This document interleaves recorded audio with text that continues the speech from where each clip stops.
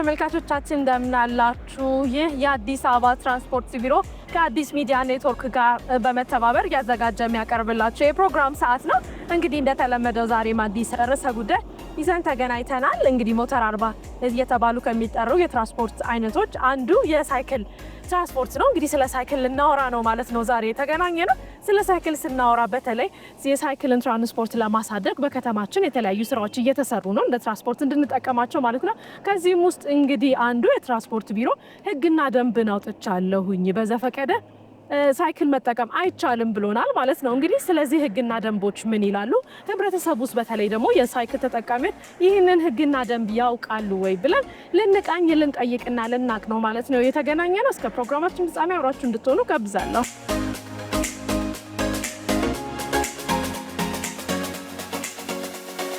በጣም አመሰግናለሁ ውድ ጊዜ ሰሰኸኝ እዚህ ስለመጣህና እስቲ የኮሪደር ልማቱና የሳይክል መንገዱን እስቲ ንገረኝ መጀመሪያ ከምትወደ አጠቃላይ የኮሪደር ልማት ስራው ለትራንስፖርት ዘርፍ ያው ትልቅ እድሎች የመጣ ነው። እንደምታየው እንደዚህ አይነት የደረጃውን የጠበቀ ቱወይ የሆነ ወደ 242 ኪሎ ሜትር የብስክሌት ላይን ይኖረናል ማለት ነው አዲስ አበባ ላይ።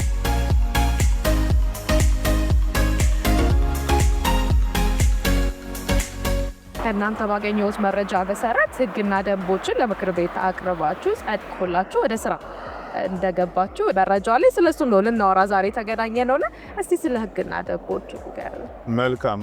እንደምታየው የብስክሌት መስመሮቹ ከተገነቡ በኋላ በከተማችን የብስክሌት ትራንስፖርት የኦፕሬሽን ስራ የሚሰሩ ኦፕሬተሮች የሉም። አሁን ያለው አማራጭ ምንድነው? ግለሰቦች በራሳቸው የገዙትን ብስክሌት ብቻ ነው ይጋለቡበት።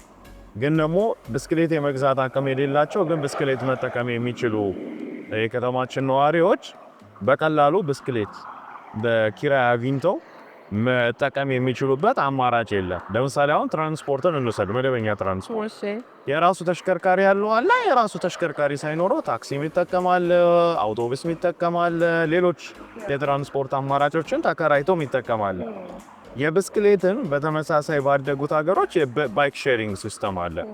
የብስክሌት መጋራት ማለት ነው። ህግ ተዘጋጀ በአዲስ አበባ አስተዳደር ካቢኔ ደንብ ቁጥር 183 2017 ሆኖ የብስክሌት መጋራትና የብስክሌት መስመር አጠቃቀም ደንብ ወጥቷል ማለት ነውና አሁን ኦሬዲ ደንቡ ስራ ላይ እያዋለን ያለው እንግዲህ ከ18 በላይ ዜጎች ወይም ድርጅቶች ፍላጎት አሳይተው በብስክሌት መጋራት ላይ ኦፕሬተር ለመሆን ጥያቄ አቅርበው ፕሮጀክታቸው ተገምግሞ የመጨረሻ ደረጃ ላይ ደርሰናል ማለት ነው።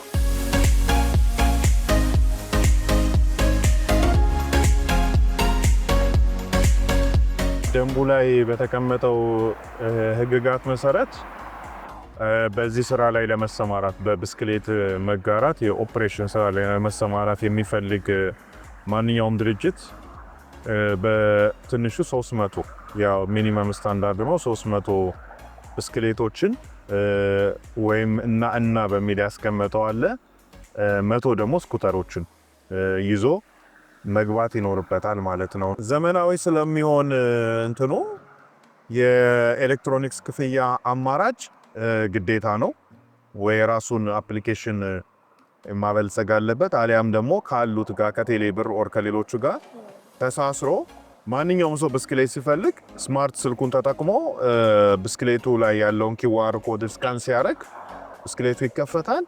ኤኒዌር ሄዶ ሲጨርስ ኢንድ ሲለው ያለበትን ክፍያ ከፍሎ የሚሄድበት እንዲሆን ነው በደንቡ የተቀመጠው። ሌላ የክልከላዎች አሉ። ክልከላ በሚል የተቀመጡ ጉዳዮች አሉ። እነኛ ክልከላዎች ያው በህጉ ቅጣትን የሚያስከትሉ ናቸው ማለት ነው። ለኦፕሬተሩ መስመሩ ላይ ለሚጠቀሙ አሁን አይተሽ ከሆነ ስልክ እያወሩ መሪ ለቀው እግራቸው ወደ መሪ ሰቅለው የሚነዱ የሚጋልቡ ተጠቃሚዎች አሉ። አሁን እነሱ በህጉ መሰረት ማኔጅ ይደረጋሉ። ቅጣት ተቀምጧል ማለት ነው። ለምን? ባይክ ላይኑ የህዝብ ስለሆነ ሰው እንደፈለገው ሳይሆን ህግ አክብሮ የሚነዳበት መሆን አለበት። ኦፕሬተሮችም ማድረግ የሚገባቸው ነገሮች ተቀምጠዋል። ለምሳሌ ያለ ጂፒኤስ መጠቀም አይችሉም። ሳይክሉ ላይ ጂፒኤስ በጂፒኤስ ትራክ ማድረግ አለባቸው። ዞል የብስክሌቶቹን ሴኩሪቲ ደህንነት የመጠበቅ የመሳሰሉት ነገሮች ፕላስ ደህንነታቸው የተጠበቀ ብስክሌቶችን ወደ መስመር የማስገባት ግዴታ አለባቸው። ሚንስ ይሄ ሜንቴናንስ ያስፈልጋቸዋል፣ ወርክሾፕ ያስፈልጋቸዋል። ይህን ስራ ለመስራት የሚያስችል ይሄም ማሟላት አለበት ግዴታ ማለት ነው። ለጊዜው በግላቸው ብስክሌት ያላቸው መስመሩን ይጠቀማሉ። ስታንዳርድ የብስክሌት ስታንዳርድ ያወጣ ነው በኦፕሬተር የሚገቡ ብስክሌቶች ላይ ነው።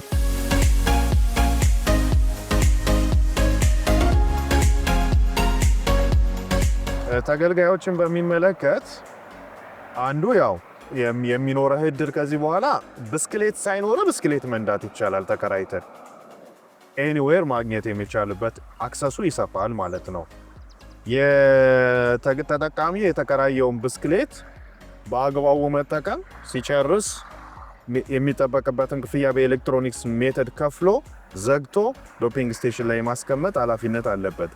የብስክሌት መስመሩን ሲጠቀም የሌሎችን ተጠቃሚዎች ሁኔታ በማያውክ መልኩ ሕግና ስርዓትን አክብሮ መጠቀም አለበት። ወደ 7 የሚጠጉ ክልከላዎች አሉ። እነኚህን 7 ክልከላዎች አክብሮ መጠቀም አለበት። የስፒድ ሊሚት አለው፣ የአጠቃቀም ሁኔታ አለ፣ መስመሩን ጠብቆ መምጣት አለበት። አሁን ይሄ ወደዚህ መሄድ ከሆነ ያኛው የሚመጣ ከሆነ የመሄጃና የመምጫ ስለሆነ ላይኑን ጠብቆ መጠቀም ግዴታ ይሆናል ማለት ነው።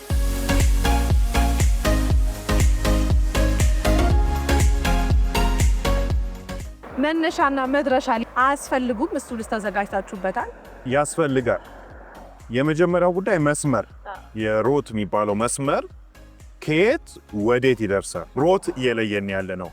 ሁለተኛ ዶፒንግ ስቴሽን ያስፈልጋል። ዶፒንግ ስቴሽን ማለት ብስክሌቶቹ ስርዓት ባለው መልኩ የሚቆሙበት ስቴሽኖች ያስፈልጋል። ይሄን ኦፕሬተሮች የመስራት ኃላፊነት ይኖርባቸዋል ማለት ነው። ዶፒንግ ስቴሽኖችን እኛ ምንድነው የምናደርገው? ቦታዎቹን የመለየት ስራ እንሰራለን። ሜይቢ አንዳንዶቹ ከቦታ ከሆነ እንትን የሚሰጡት ሰርቪስ የሚሰጡት መነሻና መድረሻ ላይ ራሱን የቻለ ደግሞ ማግኔቲክ የሆነ ዶፒንግ ያላቸው እንደዛ አይነት የቢዝነስ ሀሳብ የሚያቀርቡ ስላሉ ይኖራል ማለት ነው። እሱ ሮቱ ተለይቷል። የትኛው ኦፕሬተር የት ቦታ ኦፕሬት ያደርግ የሚለው ደግሞ በቢሮ ነው የሚሰጠው ማለት ነው።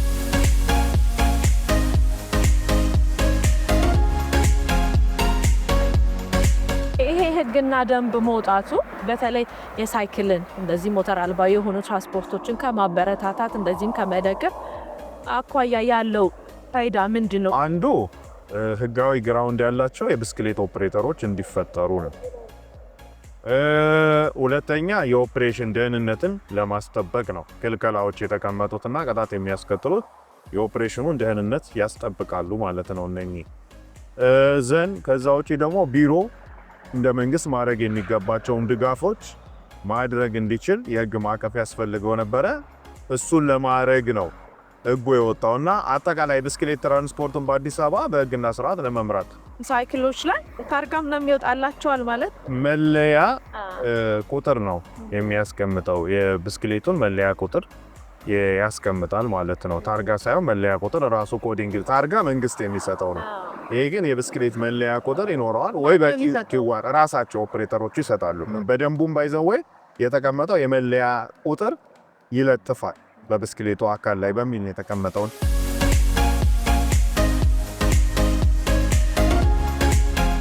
ይህ የሳይክል ትራንስፖርት ከተማ አስተዳደሩ ትራንስፖርት ቢሮ በጣም ትኩረት ሰጥቶ የሰራበት ምክንያት ምንድን ነው? ያው አንዱ ነን ሞተራይዝ ትራንስፖርት በጣም ሄልዚ ሴፍ የሚባል ትራንስፖርት ነው ማለት ነው።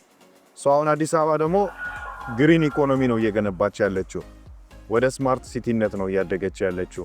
ስለዚህ ለአዲስ አበባ ክሪቲካል ስለሆነ ነው ይሄ ስራ እየተሰራ ያለው ማለት ነው። ብስክሌት አማራጭ በጣም ጤነኛ ሴፍ የሆነ የትራንስፖርት አማራጭ ነው።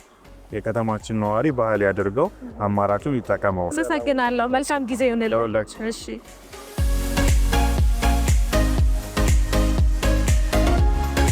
ውድ ተመልካቾቻችን እንግዲህ ፕሮግራማችን አላበቃም ማለት ነው። አሁን ደግሞ የአዲስ አበባ ትራንስፖርት ቢሮ የህዝብ ግንኙነት ኃላፊ ከሆኑ ከአቶ ሀብታሙ ጋር ቆይታ ይኖረናል ማለት ነው። እንግዲህ ከእሳቸው ጋር የምንወያይበት ወይም ደግሞ የምንመክርበት ሀሳብ የሳይክል መንገዶች ቢሰሩም ግን አሁንም ከተማ ውስጥ ያለው ባህል በጣም አነስተኛ ነው። በዛ ላይ ደግሞ አዳዲስ ህጎችም ወጥተዋልና ይህንን አዳዲስ ህጎችን እንደዚሁም ደግሞ ባህሉን ለማሳደግ እየተሰራ ያለው ስራ ምን ይመስላል፣ ህብረተሰቡ ጋር ለመድረስ ምን እየሰራችሁ ነው ብለን እንጠይቀዋለን ማለት ነው።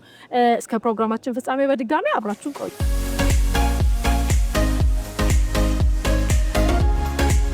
እንደሚታወቀው የከተማው ትራንስፖርት ቢሮ በከተማዋ ያለውን የትራንስፖርት አገልግሎት ለማሳለጥ ስትራቴጂ ነድፎ እየሰራ ነው የሚገኘው። ከዚህ አንጻር እንግዲህ በትልቁ ሮድማፕ ይዞ እየሰራ ያለው የህዝብ ትራንስፖርት ላይ እና ሞተር አልባ ትራንስፖርት ላይ ነው ማለት ነው። ህብረተሰቡ የብዙሃን ትራንስፖርትን እንዲጠቀምና ሞተር አልባን እንዲያበረታታ ብዙ ስራዎችን እየሰራን ነው የምንገኘው።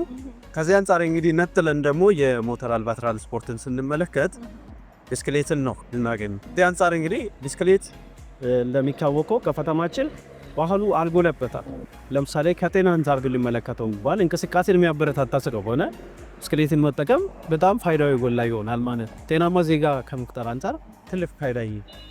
ከዛ ጋር አያይዘን ብንመለከተው ከጭስ አልባን ከተማዋም ከያዘችው ስትራቴጂ አንጻር ግሪን ሞቢሊቲን ማበረታታት ያስፈልጋል። ይህ ዓለምን አሁን እያስጨነቀ ያለው የከባቢ አየር ብክለት ከሱ ነፃ ስለሆነ ብስክሌትን መጠቀም ደግሞ ከጭስ አልባ ሌሎችም ከነዳጅ ጋር የተያያዙ ኢቭን ኮስቶችን ምንቀንስበት ስትራቴጂ ስለሆነ በጣም ተፈላጊነቱ ከፍተኛ ነው ማለት ነው።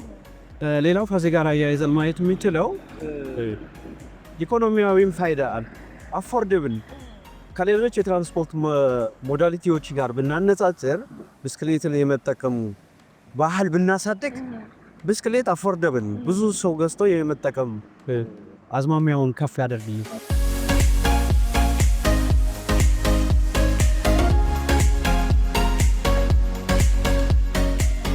መሰረተ ልማቱ እንደምታውቁት በኮሪደር ልማቱ በጣም ረጃጅም የሆኑ የራሳቸውን የቻሉ የብስክሌት መስመሮች ተገንብተዋል። አሁን በኮሪደር ልማቱ የለማውን የብስክሌት መሰረተ ልማትን ህብረተሰቡ ደግሞ በተገቢው መጠቀም አለበት። ይሄንን አልመን እየሰራን ነው። እንግዲህ ይሄንን በሁሉም አይነት ፕላትፎርም የሚዲያ አውታሮቻችን እየሰራን ያለ ላብነት ብናነሳ እንኳን ከተለያዩ የሚዲያ ተቋማት ጋር በጋራ እየሰራን ነው። አዲስ ሚዲያ ጋር እየሰራን ነው ነገር አለ። በየወሩ ደግሞ የሚዘጋጅ የብስክሌት ፌስቲቫል አለ። ብስክሌት በአዲስ የተሰኘ ፌስቲቫል አለ። አማራጭ የሚባሉትን የሚዲያ አውታሮችን ሁሉ መጠቀም ያስፈልጋል ማለት ነው። በተለይ ደግሞ ይሄ በየወሩ የሚካሄደው ፌስቲቫል ተጠናክሮ መቀጠል መቻል አለበት። ከዚህ በፊት እንደነበረው ለመዝናናት አይነት ብቻ አይደለም።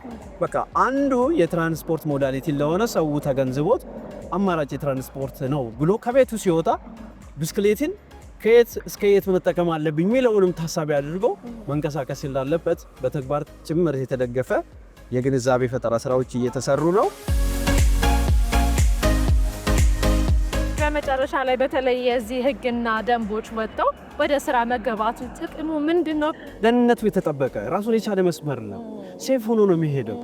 ሴፍቲ ካልተሰማሽ ልትጠቀሚያች ብዙዎች አሁን የሚያነሱት የነበረው አንዱ እሱ ነው። አሁን ግን እንደ ትራንስፖርት ሞዳሊቲ የትራፊክ ፍሰቱንም የሚያሳልጥን ምንም የሚያስቆመን እንትን ስለሌለ ኮንስትሬንት ስለሌለው ነድቶ መሄድ ብቻ ነው። ሌላኛው አፎርደብል ነው ማለት ባይገዛ እንኳን ቅድም እንዳልሽው እንደ ታክሲ ተከራይቶ ተጠቅሞ አስቀምጦ መሄድ አከራዊ ማይሰራም ይዞብኝ ይጣፋ ስራቱ የተበጀለት በቴክኖሎጂ የተደገፈ ስለሆነ ተመራጭነቱ በጣም ከፍተኛ ነው። ስለዚህ እየሰራን ነው። እኛም ህብረተሰቡ ይሄንን በደንብ መረዳት መቻል አለበት። ውድ ተመልካቾቻችን እንግዲህ ቆይታችን እንደቀጠለ ነው። እንግዲህ አሁን ደግሞ የምንገኘው ሳይክል የሚነዱ ሰዎች ህግ እንደወጣና እንዳልወጣ እንደሚያውቁና እንደማያውቁ እናረጋግጣለን። የሳይክልስ ጥቅም ምን እንደሆነ ከነሱ አንዳንድ ጥያቄዎችን እንጠይቃለን ማለት ነው። አብራችሁን ቆዩ። እንተዋወቅ። ማን ልበል? መሳል ሳሙኤል ይባላል። ዳንኤል ደሳለኝ። ሀብታሙ ስመኝ ይባላል። ኬኖክ ታዲዮስ ይባላል። አማኑኤል ካሳ። አሸናፊ እንዳለባት። ከቤት እየሄድክ ነው? ከ22 ወደ እንትን መርካቶ ይወርክ ከመገናኛ ወደ ፒያሳ ወደ ሰፈር እየሄድኩ ነው። ነፋስ ስልክ ላፍቶ ወደ ጉለሌ ይሄድ። አሁን ከሳሊስ ምረት ወደ ሰሚት ከ4 ኪሎ ወደ ሰፈር ወደ ፈረንሳይ ሰፈር ውስጥ ነው የለመድኩት። ፋዘር ገዝቶልኝ ብዙም መንዳት አልችልም ነበር የዛኔ። አሁን ነው የለመድኩት። ያው በልጅነት ማንኛውም ሰው እንደሚለምደው በልጅነት አጋጣሚ ነው። መልመድም አልፈልግም ነበር ግን አንድ በቤት ስራ ምክንያት ክላስ ደግሞ ያው ከልብ የሚመነጭ ስሜት አለ ለመንዳት ያለ ስሜት በዛ ምክንያት በራሴ ሳይክል ነው የለመድኩት ሰፈር ውስጥ ነው። ሳይክል ጥቅሙ ያው ብዙ መንገድ ትሄጂበታለሽ፣ ለእግርሽም ጥሩ ነው፣ ጤናሽን ምናምን ትጠብቂበታለሽ። ለዛ ታክሲም አትጠብቂም፣ ብርሽን ሴፍ ታደርጊያለሽ። እኔ አሁን ከዛ እዚህ ድረስ የምመጣበትን በሳይክል መጥቼ ብሬን አትርፌያለሁ። የሳይክል ጥቅሙ ለጤና ይጠብቃል፣ ለስራ ፈጥኖ ይደርሳል።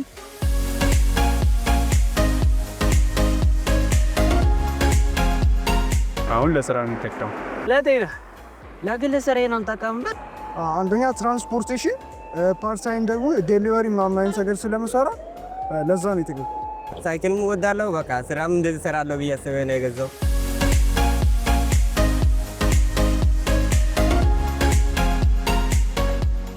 ሩሎቹን እንግዲህ አሁን ባለው በማውቀው ደረጃ ያህል ይሄ እንደምታየው ቱዌይ መንገድ ነው። አንድ ሳይክል የመሄጃ አንድ ሳይክል የመምጫ ነው። እኔ ራሴን ላይን ተጠቅሜ መንዳት አለብኝ። ሲቀጥል ስልክ እያወሩ መንዳት አይቻልም። እነዚህን የመሰሉትን ሩሎች አውቃለሁ። ሳይክል ያው በግራና ቀኝ ያውን በቀኝ በኩል ነው ወደዛ ዞር በቀኝ ነው፣ ይሄ በግራ በኩል ነው። በግራ በኩል ያው በተቃራኒ እያየ መኪና ባለበት እያየሽ መሄድ ማለት ነው። ሌላ ደግሞ ስልክ ማውራት አይቻልም። ስልክ እያወሩ መንዳት የተከለከለ ነው። ሲቀጥል እጅን ለቆ መንዳት እያሽከረከሩ እነዚህ ቀኝን ይዤ እንደምሄድ የተቆራረጠ መንገድን አቋርጬ መሄድ እንዳልችል ልክ መኪና መንገድ ላይ እንደምናየው ሁሉ እዚህም ላይ አንዳንድ ህግጋት ከመኪናው ጋር ተመሳሳይ የሚሆኑ ህግጋቶች አሉ። ህግ እንደዚህ ወጥቶላቸው ምናምን ነገርም ያየው አይመስለኝም። ያው ግን እኛ ለራሳችን ሴፍቲ ብለን ለራሳችን ጥንቃቄ የምናወጣቸው ህጎች አሉ ነው እንጂ እንትን ላይ የወጣ ህግ ይኑር አይኑር ማውቀው ነገር የለም። ግን ለራሴ ጥንቃቄ ስል ስልክ ማውራት፣ ተጨማሪ ሰው ጨምሮ ምናምን አይነት ነገር እሱ ነገር አልጠቀም። ሳይክል ፍነዳ በአስፋልት አትሄዱ፣ በሳይክል መንገድ ነው መሄድ ያለባችሁ ይላሉ።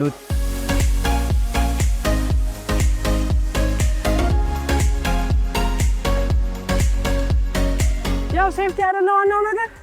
አንድ ሳይክል ስትነጂ እንደ መኪና ቤልት እንደምታስረው መሪሽን ለቀሽ በነዳሽ ቁጥር ለአደጋ እንዳትጋለጪ። ህግ መውጣቱ ያው አሽከርካሪ ለአሽከርካሪ አይጋጭም፣ እግረኛም ያውቃል፣ ብዙ ነገሮችን ያውቃል። እግረኛውን ትቶ ሳይክል መንገዱ ላይ ነው የሚሄዱት። የዛን ሰዓት አደጋ ቢደርስ እንኳን እኛ አሁን አጋጣሚ አንዳንድ ጊዜ ሸራ ያልቃል። ሸራ ሲያልቅ ስንይዝ አልያዝ ሊነን ይችላል እና የዛን ጊዜ ይጋጫል ሰው ጋር እሱን በማለት ያው ለአደጋ ለመከላከል ለመጠበቅ ራስሽን ለሱ ይጠቅማል። በጣም ይጠቅም። ለምሳሌው እጅህን አትልቀቅ፣ መሪህን በደንብ ይዘህ ሂድ የሚል ህግ የሚያውቅና እሱን ተግብሮ የሚሄድ ከሆነ የተለያዩ አደጋዎችን ይቀንሳል። ለምሳሌ በተለይ አሁን የሳይክለኛ መንገድ ላይ ብዙ ሰዎች መሀል መንገድ ይዘው ይሄዳሉ። በዛን ሰዓት እጁን ለቆ የሚሄድ ከሆነ እዛም ሰው ላይ ሌላ አደጋ ሊደርስ ነው። ፕላስ ደግሞ ያኛውም ሰውዬ ሳይክለኛ መንገድ ላይ እንዳትገባ የሚል ህግ የሚያውቅ ከሆነ እዛም ሰው ላይ ከሚደርሰው አደጋና ባለሳይክሉም ላይ ከሚደርሰው አደጋ ይቆጠባል ማለት ነው። ህጉ ጥሩ ነው ማውጣት።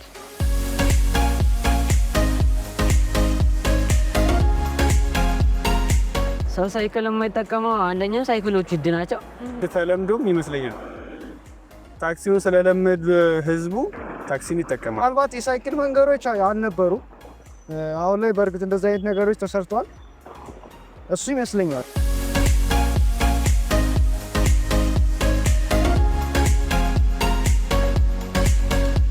ውድ ተመልካቾቻችን እንግዲህ የሳይክል አጠቃቀም ላይ የወጣውን ህግና ደንብ አስመልክቶ ያዘጋጀነው ፕሮግራም ይሄንን ይመስል ነበረ። ህብረተሰቡ በዚህ ላይ ግንዛቤ እንዲኖረው እየተሰራ ያሉ ስራዎች ምንድናቸው ብለን ጠይቀናል። የወጡት ህጎችና ደንቦች ምን ይላሉ ብለን በባለሙያ ቃኝተናል። ለዚህም ደግሞ ተጠቃሚዎች የሳይክል ተጠቃሚዎችን ይሄንን ህግ ታውቃላችሁ ወይ ብለን ጠይቀናል ማለት ነው። በዚህ ፕሮግራም ላይ ዞር ዞር ስንል የተመለከትነው ነገር እንግዲህ አሁንም በከተማችን የሳይክል አጠቃቀም ላይ ያለው ባህል በጣም አነስተኛ መሆኑን ልንረዳ ችለናል። እንግዲህ ሳይክል ዘርፈ ብዙ ጥቅም ስላለው እንጠቀምበት መልእክታችን ነው። አብራችን ስለነበራችሁ እጅግ አድርገን እናመሰግናለን። እስከ ሳምንት መልካም ሳምንት ይሁንላችሁ።